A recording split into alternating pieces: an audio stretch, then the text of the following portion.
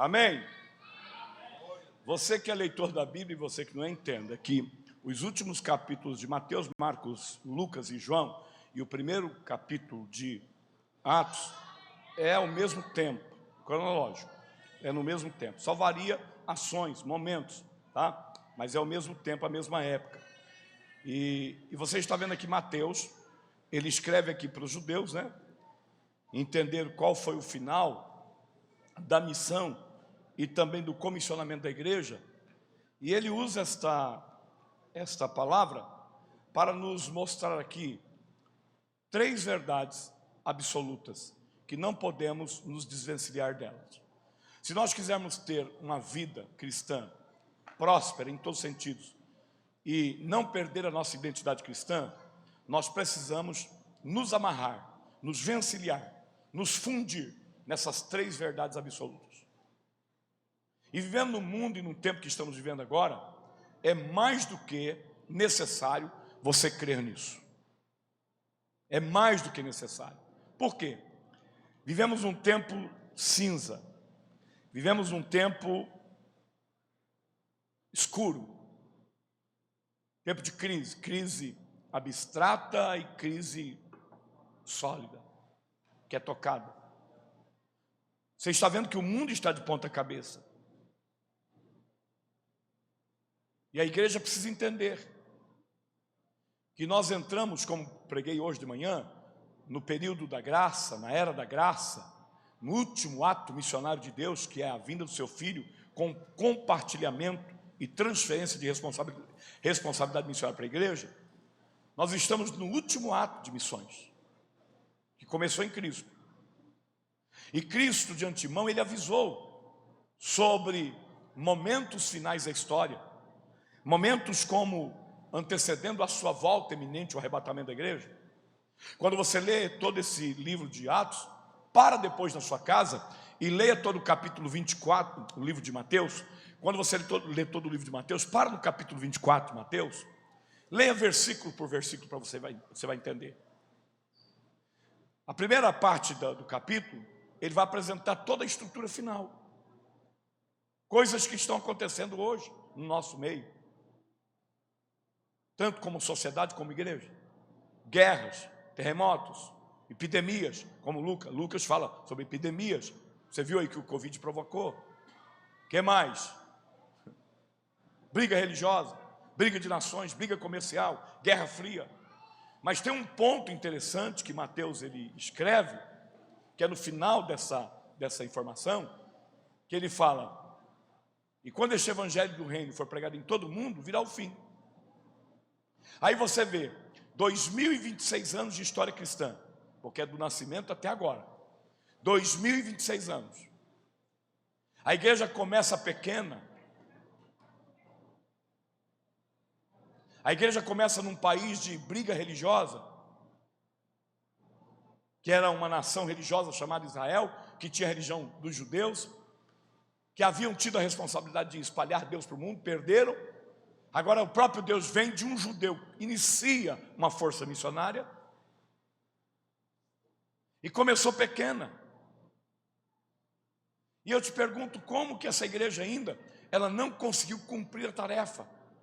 A igreja do primeiro, segundo e terceiro século, se for ver em percentual, ela fez mais do que a igreja do século 19, 20 e 21. Pelo tanto de crentes que tinha. Fez sem avião, fez sem telefone, fez sem internet, fez sem tecnologia, fez sem transporte rápido, fez sem escola teológica, porque eles não tinham nenhuma formação teológica cristã. Os primeiros que começaram a escrever foi Pedro, foi Paulo, começou a montar o e-book teológico da igreja. E como que essa igreja avançou?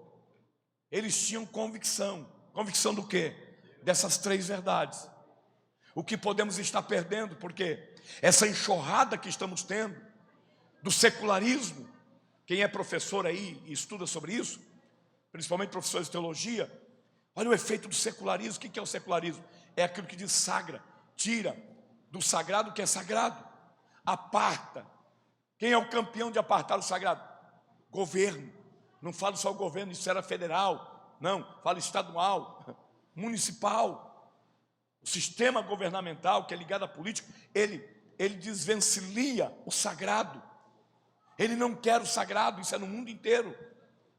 Vocês estão vendo as brigas que estão tendo aí? Parlamentares, vereadores, que não querem mais, por exemplo, que se fale Bíblia nas sessões de câmaras. Gente que estão querendo arrancar nome de Deus dos parlamentos. Olha o que está acontecendo na Europa, que já é fria, secularista, ateísta. E não é só o secularismo, porque vem o irmão dele, o relativismo. Dr. Douglas Batista, pastor Douglas Batista de Brasília, um exímio conhecedor e professor, nosso grande professor, e que rege a parte educacional da CPAD, ele escreveu uma lição há mais de 1 ano e meio atrás. Muita gente falou, que lição difícil, que assunto difícil é esse? Mas foi a mente aguçada de um homem dirigido por Deus, e ele tocou em nervos, parte neurálgica da igreja. E ele falou sobre secularismo, falou do quê? Relativismo. Tem gente, irmãos, que se pergunta para ele, você sabe o que é relativismo? Ele fala, isso é de comer. E é uma praga séria que está entrando na igreja. Pastor, o que é relativismo? É a ideia de que nada, de que tudo não é absoluto. É relativo. No mundo, eles dizem que Jesus não é a verdade que ele fala, porque ele diz, eu sou o caminho, a verdade e a vida. E ele fala, não, ele não é toda a verdade não. E vai para onde? Para o campo da teologia. Essa tal de Bíblia, ela não é verdade absoluta não. O que mais? Ele não é o todo-poderoso, não tem ser mais poderoso que ele. Mundo espiritual. Tem crente com mente relativista que já não crê mais em poder sobrenatural, não crê em cura divina. Já tem uma teologia, uma linha teológica aí, que diz que não há batismo com o Espírito Santo, que isso é coisa do tempo dos apóstolos, relativismo. E aí o mais quente, que dentro desse texto que ele escreve, ele vai dizer sobre as linhas ideológicas, que estão chegando às ideologias. E não precisa nem citar, porque está ao vivo, eu posso até ser preso. Mas olha os embates aí, dentro das ideologias. Ideologia que você sabe, né? Estou tentando falar, mas eu não posso, senão dá problema. Hoje é problema, é crime. Ideologia vem do campo das ideias. Ideias corrosivas, ideias destrutivas, que já tem dentro da igreja. Lá em São Paulo, quem vai muito a São Paulo sabe, tem uma mulher que veio do campo das ideologias, se converteu. Jesus batizou com o Espírito Santo, casou, teve uma filha. Pregou no maior congresso de missões do Brasil. Não posso falar o nome, se você está entendendo. Mas de repente, do nada, se apartou do marido, voltou para aquela vida promíscua, lixo. Achou uma tal outra que era mulher de um pastor, que se nominava como pastora. Se apaixonaram, casou, montou uma pseudo-igreja em São Paulo. Aí você fica falando, mas não tem ninguém. Não tem o quê?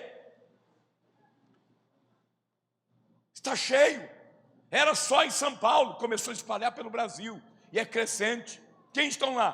Pessoas fracas, que não creem nesse absoluto. Já estão aderindo. Filhos de crentes, filhos de pastores, que estão aderindo. O mundo está em crise. E o tempo é para a igreja se despertar, se ela quiser ser uma igreja o quê? Potente missionária. E o que eu faço, pastor, para entender isso? Crer nessas 3 verdades. Vou ser bem rápido e vou parar já já. E vou parar. A primeira verdade que eu vejo aqui, e eu não posso me apartar dela, é acreditar que Ele tem todo o poder. Levante a sua mãozinha assim, aponte para o céu. Fala, eu creio que Jesus tem todo o poder nos céus e na terra.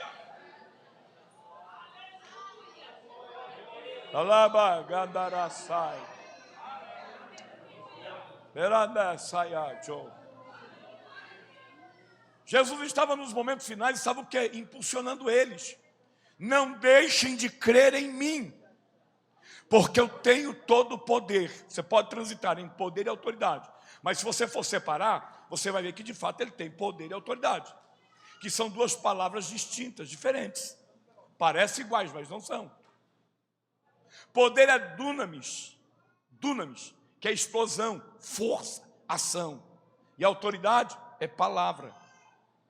É uma palavra que gera ação. Vou te explicar só para você entender. Algum aqui, tem algum caminhoneiro, carreteiro aqui na igreja? Caminhoneiro, caminhão grande? Não tem? Hã? De onde está? Aí, onde? Vem aqui, irmão, só um minuto. Vem aqui. Você vai entender agora, começar a diferenciar para você entender quem é Jesus. Qual o seu nome, lindão? Antônio Marcos. É tua esposa lá? É. Olha lá para ela. Está sorrindo para você. Você é carreteiro? Sim. Viaja ao Brasil? Exato. Já desceu a Serra das Araras? Não, Rio? Só do Nordeste. E fala uma serra bem longa. Jaguar. Jaguar? Tianguá. Tianguá. É índio? Não, Serra Grande. Quantas toneladas vem nas costas? 40. Sangue de Jesus tem poder. 40 toneladas. O caminhão de hoje não é igual antigamente, né? Antes era tudo cilindro e óleo. Eu sou filho de caminhoneiro, sou irmão de carreteiro. Só não dirijo. Dirijo caminhão, mas dirigir.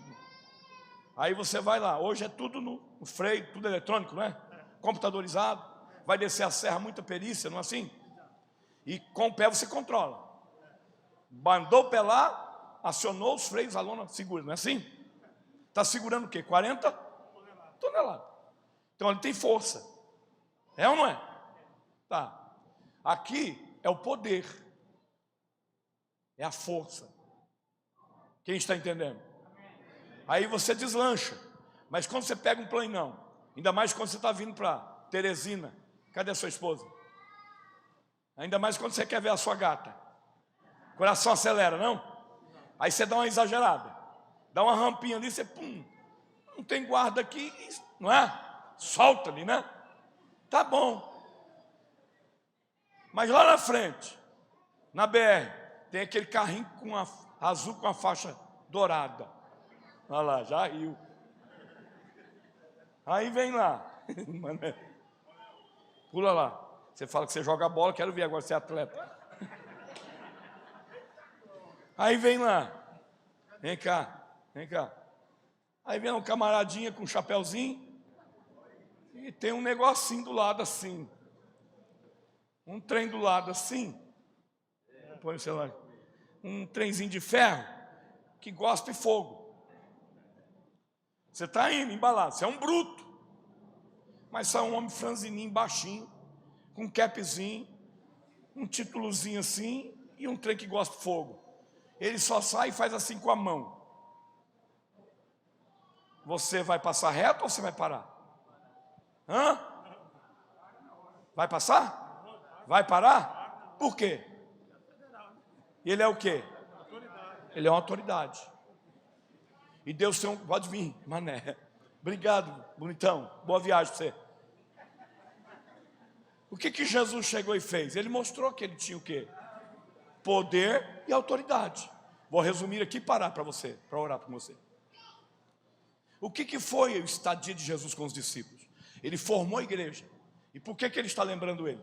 Porque a primeira igreja de 11 discípulos, 11 apóstolos e os discípulos, seria aquele que nos informaria. Por isso que temos escritas de Mateus, escrita de Marcos, que não foi um apóstolo, mas foi um discípulo, né? Escrita de Lucas, que não foi um discípulo e nem um apóstolo, mas trabalhou com Paulo. Então os primeiros crentes, a primeira igreja, ela é modelar.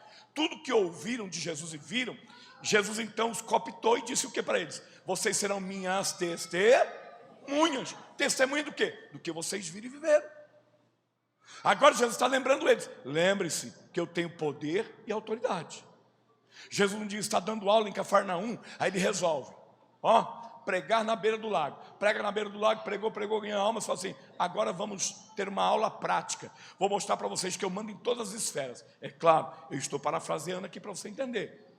Jesus olha para Pedro, Pedro, sim senhor, deixa eu ir, montar nesse barco, gente, vamos montar. Vamos do lado de lá, na região de Gadara, em Decápolis, era uma região de gentios, era uma região de pessoas gentias, que criava porcos, comia porcos, e judeu não gostava de lá. Então a igreja ela se envolve em missão em todos os sentidos.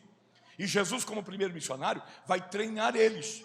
E na ida ao campo missionário de humanos, ele vai passar, fazer um teste nele, em o quê? Mostrar que ele tem poder em todas as esferas.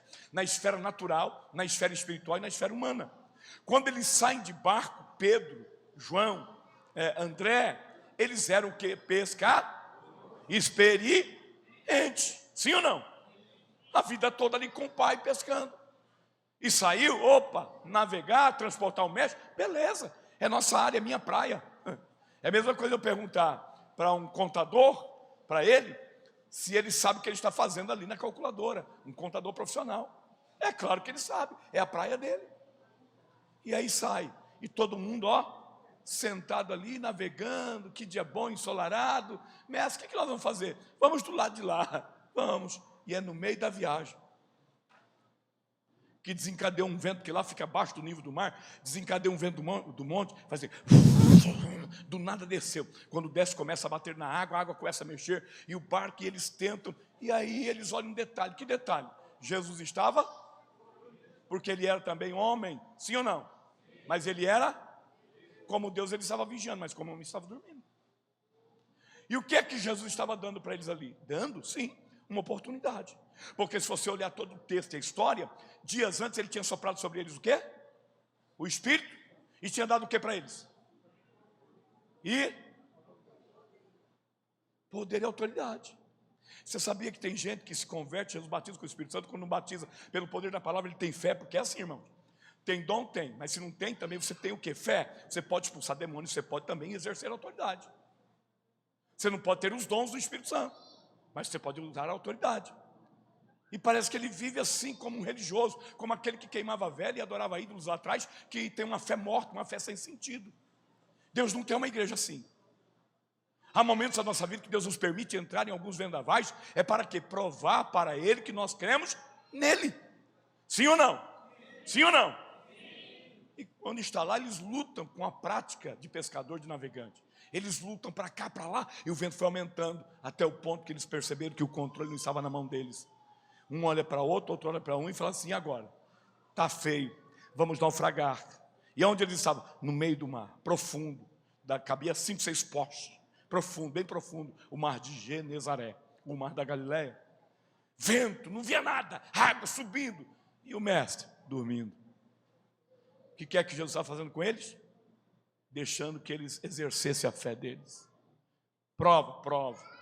Quando eles veem que não dá, eles não têm capacidade de levantar as mãos e dizer, mar, para. Em nome do meu mestre, para. Em nome do nosso Deus, para vento. Eles preferiram ficar olhando para onde? Para a luta. E a igreja que vai fazer a diferença nesse último tempo, de secularismo, relativismo, incredulidade, ceticismo, é a igreja que crê, não somente crê, mas ela vive o sobrenatural de Deus. Quem está entendendo aí? Quem está entendendo? Levante a mãozinha assim, quem está entendendo? Segure.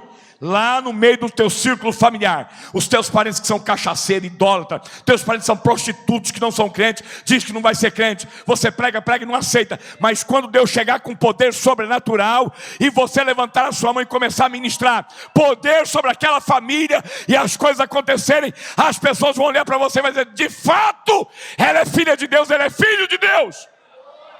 Por quê? Olha só, João, não dá. Pedro, fazer o quê? Cadê ele? Está lá dormindo. Dorme aí, varão. É Jesus. Dorme aí. Aí o Pedro, peguei uma, faz cara brava aí. Não, sorri não, rapaz, tá tempestade aqui, vai ficar com essa cara sorrindo? Faz cara brava aí de medo. Você dorme, rapaz. Medo, faz cara de medo. Ai, Daniel, faz assim, ó. Aí, tá bom, melhorou. Aí Pedro chega com um jeitinho. Chama, mestre, mestre, o senhor não está percebendo? O senhor não está percebendo o que está acontecendo? Está desabando tudo, nós vamos naufragar. Vamos naufragar. Jesus olha para ele, olhou para os discípulos serenos e o barco lá. E Jesus assim, tranquilo. Por quê? Primeiro, não era autoconfiança. Jesus sabia para que tinha vindo e o que ele estava fazendo. E Jesus sabia que a missão dele seria cumprida. Então não era nenhum demônio, nem diabo, nem satanás, ninguém, nenhum mar que ia engolir ele e os discípulos. Era uma agenda do Pai, tranquilo. Ele deu uma oportunidade para eles exercerem a fé. Agora ele levanta e fala assim, vai fazer o quê? Ele não repreende de imediato o mar e o vento. Sim ou não? Sim, ele não repreende. Quem que ele vai repreender? Os discípulos. Vai dizer o que para eles? Homens de pouca fé. Olha para o teu irmão, olha para o teu irmão. Fala assim, se você quiser viver uma vida plena com Deus, viver o sobrenatural com Deus, você precisa acreditar nele. Glória a Deus. Alabacalá. Glória a Deus.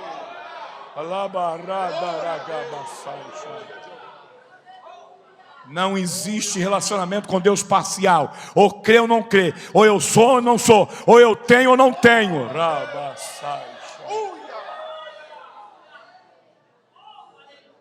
Um dia minha esposa foi internada. Era pastor, jovem pastor. Obrigado, lindão. Eu era pastor de uma igreja. Pastorei 9 igrejas, eu não pastorei. Nossa primeira filha estava no ventre para nascer. 7 meses. Orei na madrugada, porque ela estava com dor de cabeça. Fui para o templo, orei. Quando eu volto do templo, era 10h30. Fui arrumar o almoço, ela estava na cama. Eu fiquei que eu faço almoço. Fiz o almoço, fiz o feijão, fiz o arroz. Peguei uma carne moída lá, arrumei, fiz. Eu não sou bom igual ela para arrumar mesa, mas eu fiz. Fui lá no quarto, peguei ela, coloquei ela assim sentada. Eu tenho medo de sentar nessas cadeiras assim. Tá doido. O senhor está mandando. Eu sentei ela, pastora Cleonice, e coloquei a comida. E quando eu estou olhando para ela, ela falou assim, amor. Eu falei, sim. Não sei, parece que está tendo um negócio aqui. E aí eu olhei para o rosto dela, deformou. Deformou, amor, e foi deformando, se deformando. Aí eu agarrei ela. E ela desmaiou no meu braço, eu coloquei ela no chão e apagou os sentidos. Eu saí correndo. E fui correndo no outro quarteirão, morava lá, mora ainda, pastor José Caetano, que era o meu tesoureiro. E ele tinha um Monza vermelho, igual esse gravata desse pastor aqui. Eu falei, tinha uma farmácia. José, a Beth morreu. E eu entendo de morto, porque eu trabalhei 23 anos com funerária. Eu sei o que é um morto. Eu falei, a Beth morreu. Eu falei, não, o que foi? Cadê ela? Eu deixei ela lá. Vamos lá, pegamos cassete. Chegamos lá. Aí a criança estava revolvendo. E ela apagada. Peguei ela no colo. Colocamos o carro.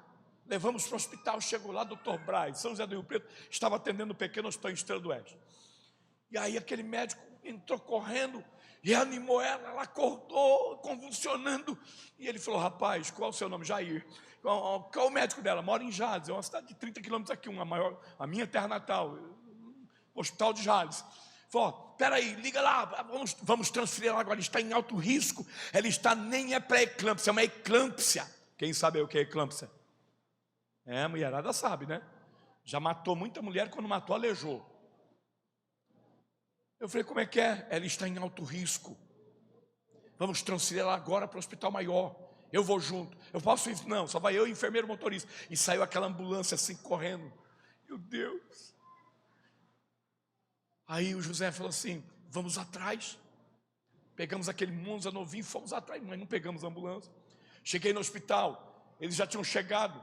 Trabalhei muitos anos lá, muito conhecido dos médicos daquele hospital. Trabalhava perto do hospital e tinha relacionamento com o médico, porque eu levava documentos para eles assinarem. E uma médica, que hoje é minha amiga, muitos anos não vejo ela, Já era minha amiga de plantões que eu fazia na frente do hospital. E quando eu chego lá, a minha fama, qual era? A boa fama. A igreja, irmãos, ela tem uma identidade. Isso, pois, se você não for alguém que cause escândalo, que cause coisa errada, e que cause uma impressão, e que não danifique o nome de Jesus e o nome da igreja. Mas quando você é um crente genuíno, pode chamar de fanático, de corola, quadrado, o que você chamar? Mas quando você é um crente que reproduz Cristo na sua vida, e você divulga Cristo com o teu andar, teu falar, aonde você passar, você tem um título: o crente, o evangélico. Eu era presbítero ainda, dirigi a igreja, era presbítero. Aí, quando eu chego no hospital, eu falo: tua esposa está aqui nessa sala, doutor Emico quer falar com você. Doutor Emico Fujihara, mulher ateia, japonesa ateia. Quando eu entro na sala, minha esposa estava numa maca, tremendo, a coisa mais horrível do mundo. A doutora Emico olha em mim e fala assim: pastor, o caso da sua esposa é muito grave. E tem uma coisa, o médico que estava fazendo o pré-natal dela disse que só atende ela se o senhor der um cheque calção. É época do cheque, né? Pastor de uma congregação de 200 crentes ter cheque? Eu falei: como? Ela falou assim: eu já sabia que você não ia ter cheque. Ó Deus, o vento balança, mas Deus está conosco no vento. E eu já falei com o doutor Vicenzo, italiano, radicado no Brasil. Doutor Vicenzo já está lá no centro cirúrgico, eu só preciso de autorização. Para quê? Autoriza-me para mandar ela para lá. Vamos ter que tirar essa criança agora. Eu falei: é mesmo? Aí ela olha para mim e vira uma jumenta. Jumenta no bom sentido. A jumenta de balão. Ela olha para mim e fala assim: você sabe que eu sou ateia. Você sabe que eu não creio nesse seu Deus aí. Mas eu gosto muito de você. E eu vou dizer para você: vai lá falar com esse seu Deus. E nós vamos fazer a nossa parte como homens. Uma médica ateia. Aí a campanha: eu te dei poder, rapaz. Eu te dei autoridade. Eu acordei. Fiquei ali no hospital orando. Subiram, fizeram a cirurgia. A minha esposa sai e entra em coma. E vai direto para a UTI, em coma. Minha bebezinha, minha Lorena, que é mãe dos meus 3 netos, casada com um jovem pastor, advogado hoje. Minha filha é linda. Meus netos são lindos. Mas eles participaram dessa via crucial. Eles estiveram comigo nessa via crucial. Tem coisas que, tem crente que não tem boas recordações do problema e não sabe que o que ele está vivendo hoje são consequências da fé dele de ontem. Você está bem hoje porque ontem o Senhor esteve com você. Quem está entendendo? Mas tem momentos que você vai passar agora. Fique tranquilo, se você manter a sua fé e acreditar que Ele é Senhor e tem o poder, amanhã o canto será diferente, amanhã o choro será diferente. Quando acaba, o doutor Vicenzo vem. Irmãos, eu ia pregar uma mensagem. Deus está mudando assim. Deus está falando aqui com alguém aqui. Doutor Vicenzo vem, tirando aquela roupa toda suada. Ele olha para mim, italiano, fala mal português. Fala assim: você é o esposo dela? Pensou. Fala: o negócio é o seguinte.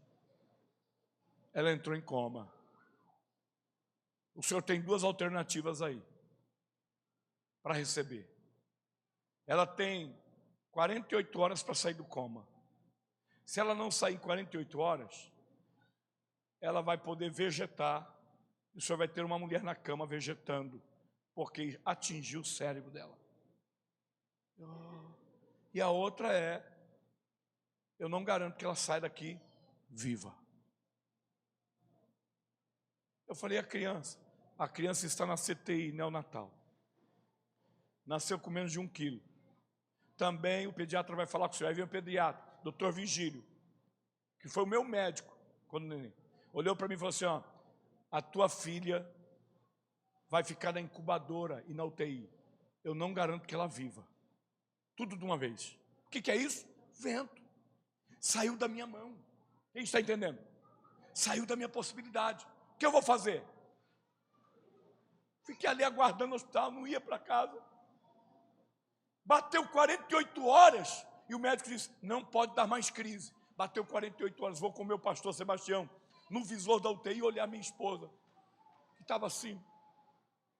Quando eu chego, pastora Cleonice, e olho com o pastor Sebastião, naquele momento, o que aconteceu? Ela abriu os olhos, não, o vento aumentou, a minha esposa começou a dar crise. Eu fraquejei, coloquei a mão assim no vidro da UTI e falei, Deus! Aí vem quem? O bom Jesus, representado por um homem. Pastor Sebastião agarra no meu braço, fala, ei! Olha para esse teto! Eu olhei. Acima dessa laje tem um céu. E nesse céu tem um trono. Deus está nele. É o nosso Deus. Vamos falar com ele.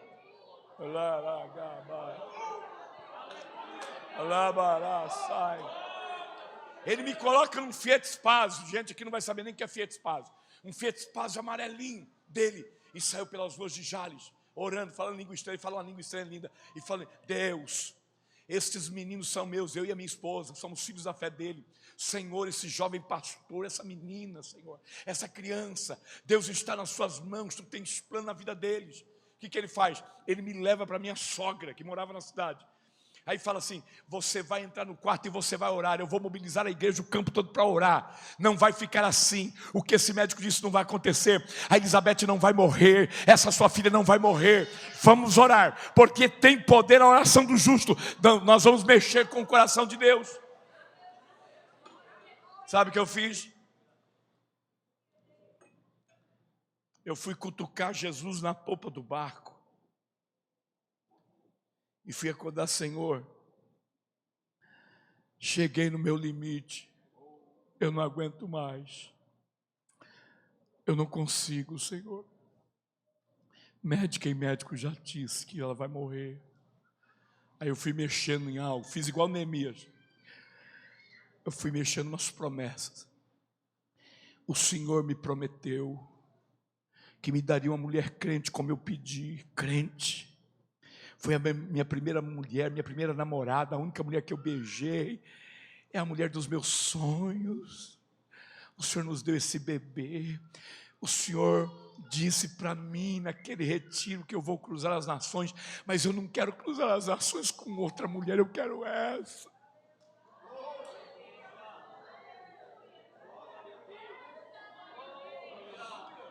Irmãos, nós estamos vivendo um cristianismo que precisamos despertar e entrar no start. Sair desse mundo relativista, desse secularismo, parar com essa frieza, essa coisa que está passando perto de religiosidade. Estamos acostumados com cultinho aqui, cultinho aqui, cultinho aqui, cultinho aqui. Bate uma palma, canta uma canção. Para! Estamos precisando levar um solavanco de Deus. Estamos vendo sepultamentos de crentes espiritualmente falando, todo mês, crentes que saem do patamar espiritual e estão se transformando em religiosos. E nem toda luta é para te matar, para te abafar, para te destruir, para te diluir. É para te fortalecer. Eu entrei no quarto carpetado e comecei a orar. E falei, Senhor, às 48 horas foram, ela entrou em convulsão, fecharam o biôngulo, eu não sei nem como é que ela está. Senhor, pela previsão humana, eu estou aqui assim, mas eu estou aqui orando, parei de comer, não bebi nada, e orando, fui orando. Minha sogra entrou, meu filho come, não quero comer. Meu sogro vem tomar um café, não quero. E comecei a orar, e fui orando, o vento batendo, e eu falei, Jesus, me socorre, Jesus, me socorre, Jesus, me socorre. 4:30 da manhã, eu estou sem forças orando, joguei a cara no carpezinho, chorando, aí eu fecho os olhos, aí eu vi que o meu sogro, que era do corpo de bombeiro, da polícia militar do corpo de bombeiro, e eu sabia que ele ia só lá no quartel, assinar lá a presença dele, porque a filha estava na UTI, e ele ia para o hospital. E eu ouvi quando ele e minha sogra levantou levantou. Eles nem dormiram. A filha morrendo, como é que eles vão dormir? Aí eles lá conversando e eu orando. Aí eu estava orando lá, quarto escuro, tudo escuro, e o vento batendo. E aqui Senhor, visita ela, tira ela daquela situação. Aí dali a pouco eu senti assim, como se alguém tivesse acendido a luz, uma fluorescente, aquela antiga, 2 luzes grandes. Alguém entrou e acendeu a luz. Eu falei, é meu sogro de novo, mandando eu tomar café. Quando eu abri os olhos, tudo escuro. Eu olhei a porta, ele deve ter entrado, abriu e acendeu e saiu. Quando eu fechei os olhos, tum, você percebe, sim ou não? Pálpebra, pum, claro. Abri os olhos, escuro. Falei, não, ele não vai brincar comigo. Quando eu fechei os olhos pela 3ª vez, aí eu ouvi a voz do Espírito Santo. Rapaz, você não sabe que sou eu que estou aqui do seu lado? Eu vim dizer para você que a tua oração foi ouvida. Você está aqui, eu estou aqui, mas eu também estou lá. E nesse exato momento, isso já devia ser o quê? 5h30 da manhã? Neste exato momento, eu estou mudando toda a rota, eu estou mudando toda a situação, eu estou despertando ela, porque tu farás a minha obra com ela, e tem mais, a tua filha não vai morrer, porque eu vou tocar na sua filha, eu vou fortalecer ossos, a tua filha será uma bênção na terra, ninguém vai morrer, porque vocês foram escolhidos para fazer a minha obra. Levanta-te, apruma, porque eu já estou trabalhando. O que você faria se o Senhor descesse com tudo na sua vida e virasse o start da sua vida? Se Ele chegasse e falasse, você vai crer ou não crer? Claro, eu vou crer. E o que aconteceu? Crente pentecostal até a gema. Quando eu levantei no escuro e comecei a pular. Aí o vizinho do seu Arnaldo e dona Maria morava do lado, espíritas kardecistas, amigo do meu sogro e da minha sogra há muitos anos. E no outro dia eles foram falar o que tinha acontecido lá. Por quê? Eu fiz barulho mesmo, e fiz. Por quê? Porque quando você pleiteia uma vitória de Deus e a vitória chega, não fica de bico calado. Canta, prega, testemunha, fala. É Deus, Deus fez, Jesus chegou, Jesus operou. Porque tem gente aí que ele parece um crente assim, comerciário. Ele dá uma coisa e quer outra. E quando quer não fala, não testemunha, não está nem aí. Aí a torneira seca, fecha. Por quê? Porque você recebeu mínima coisa, glória. Coisa média, glória. Coisa máxima, glória. Em tudo que você recebeu, glória. E testemunha e fala. Abre a boca e diz, foi ele. Meu filho nasceu, foi ele. Minha filha nasceu, foi ele. Comprei um carro, foi ele. Comprei uma casa, foi ele. Recebi saúde, foi ele. Estou comendo, foi ele. Estou bebendo, foi ele.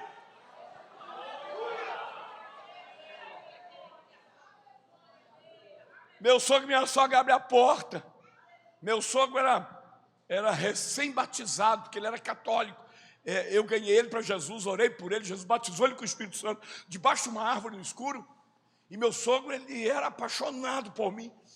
Não é, né? Ele é vivo.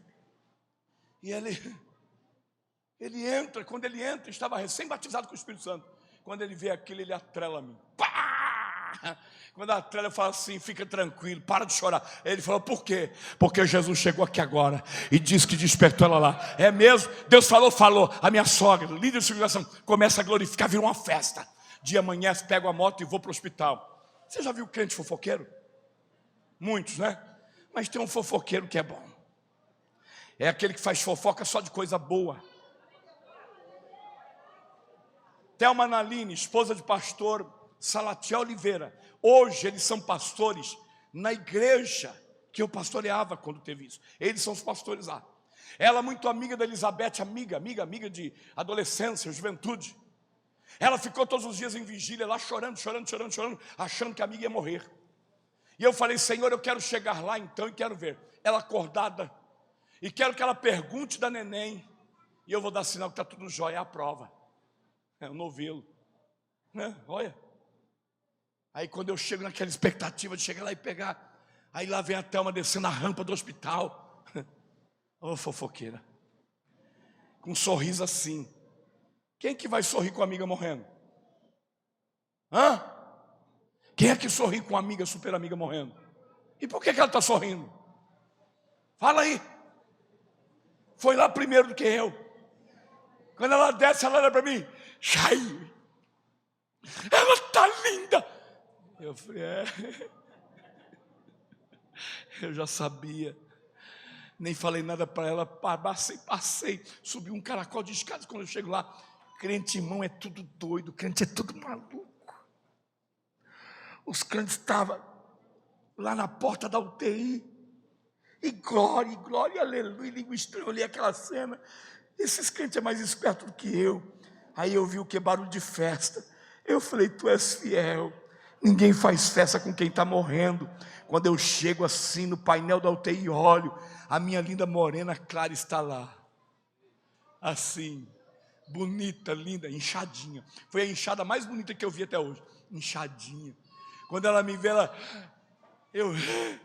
fala, neném, tá jóia. Falei, você? Ela, tô jóia.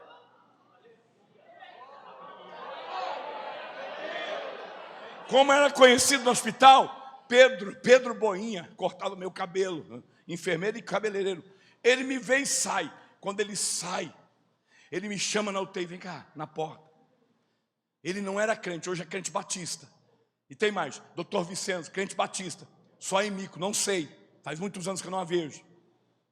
O Pedro chega e fala assim, ei, pastor, vem cá. Eu falo, Pedro, beleza? Rapaz, estava todo mundo aqui contando que a Elizabeth ia morrer hoje. Era a morte certa.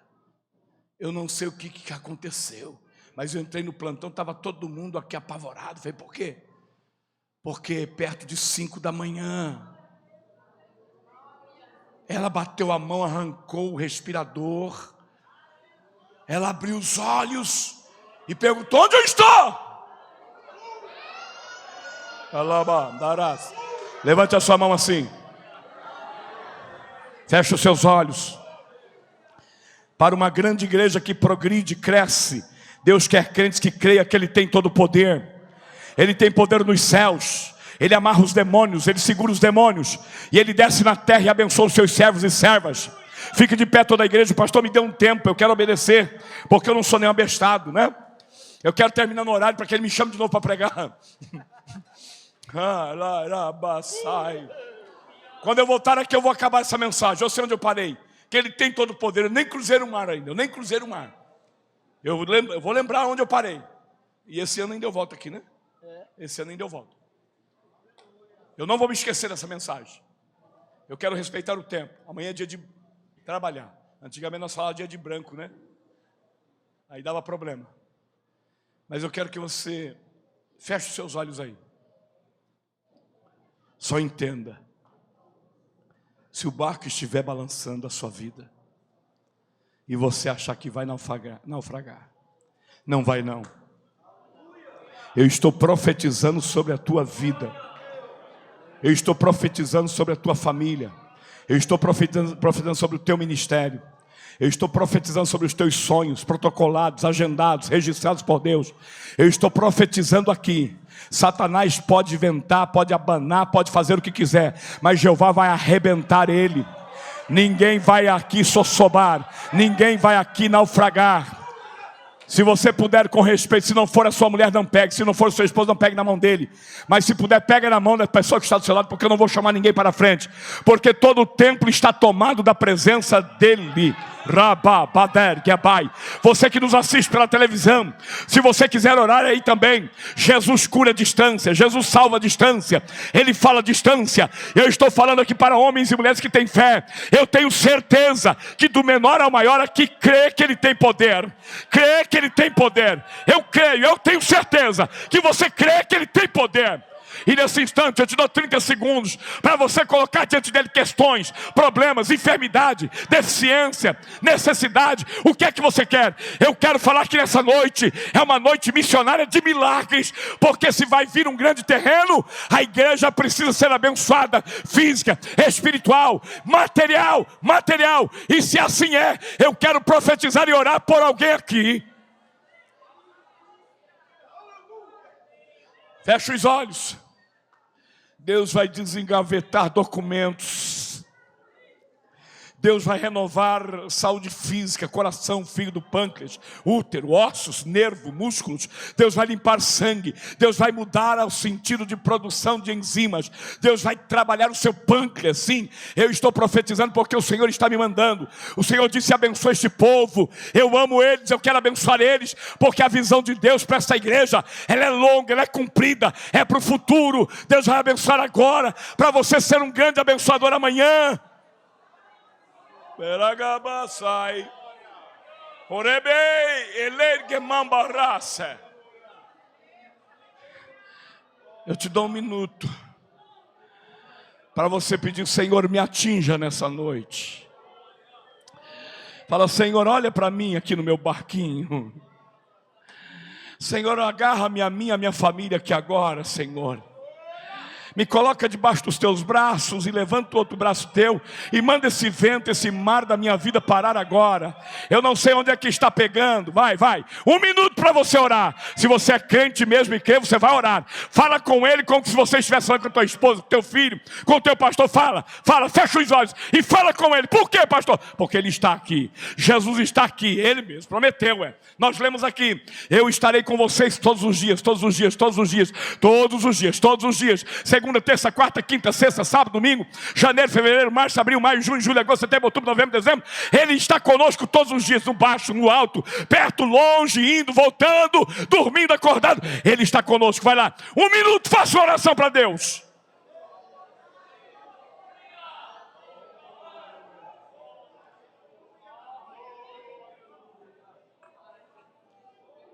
Ai, abecai-se. Oregebaraçai.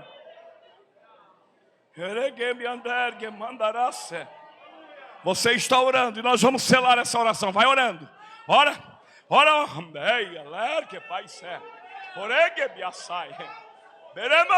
Onde é que está soprando? Onde é que está balançando o teu barco? É o casamento que vai, não vem, vem, não vai? É o filho que está aí, vai, não vai, vem, não vai? Como é que é? O que é que está balançando a tua vida? É a saúde que tem, hora não tem? O que é?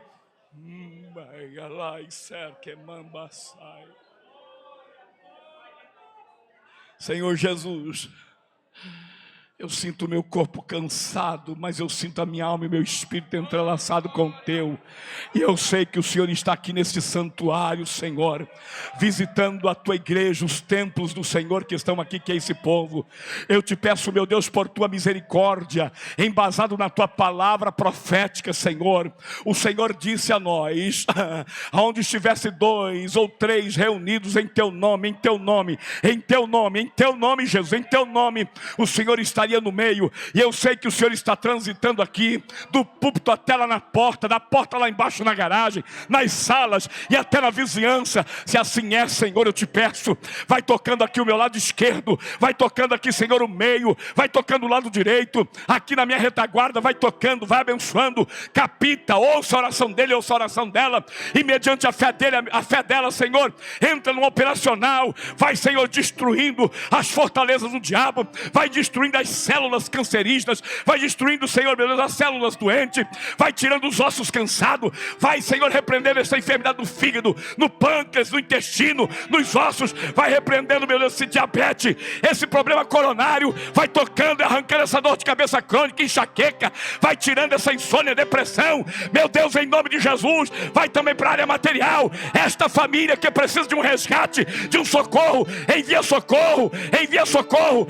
envia socorro. Jesus, este casal que precisa ser encharcado no amor para ter mais compatibilidade, toca, Jesus, desça aqui com milagres, toca pelo teu poder, Senhor. O homem sem Deus não entende, mas a tua igreja é alvo das tuas bênçãos. Se assim é, abençoa esse homem, abençoa essa mulher, abençoa os filhos, abençoa, Senhor Deus, toda a igreja aqui no Dirceu, em nome de Jesus, ó Pai. Solte a mão do seu irmão, levante ela para o céu, com os olhos fechados. Se você tem fé que Jesus te atingiu, que Ele te alcançou, você só dá um brado de vitória e agradecimento aí. Deus abençoe vocês. Eu volto aqui um dia para acabar essa mensagem. Aleluia.